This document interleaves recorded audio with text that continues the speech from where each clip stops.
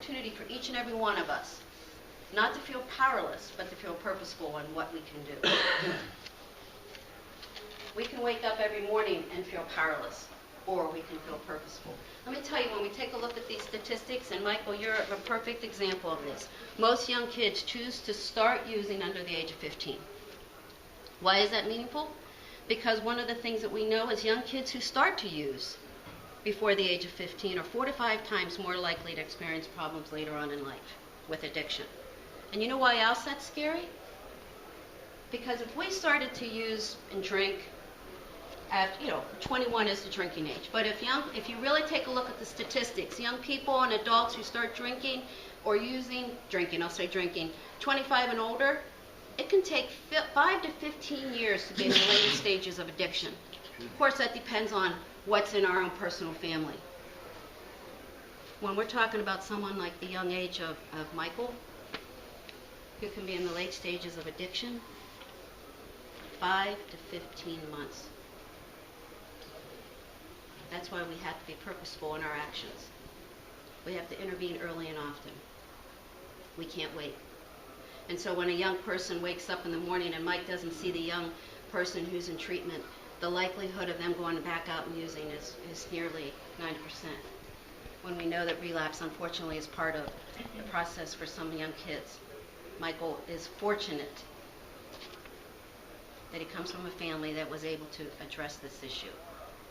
And Ramona's family is a perfect example of doing all the right things. All the right things. And it still didn't work out. So to put the flip side of that, think about the families who don't have the tools, who don't have the resources, who don't provide a clear and consistent message, who don't set the limits on their young people, who don't just say no to their kid when they need it. We need to help those young people too. How much time do I have? 10 minutes. 10 more minutes? Really? That's awesome! Okay, let me Can I have your pen again? Okay, let me say a couple things. When we're talking about the use, and we think about the risks that Michael shared and what the things that we know that happen with young people, one of the other things, along with people asking me, so is heroin here, is what's going on with weed. One of the things that the PAUSE survey has provided us is facts about what's happening here, with our young people. And probably one of the things that's most alarming for us as a community is, number one, we do have young people that are using.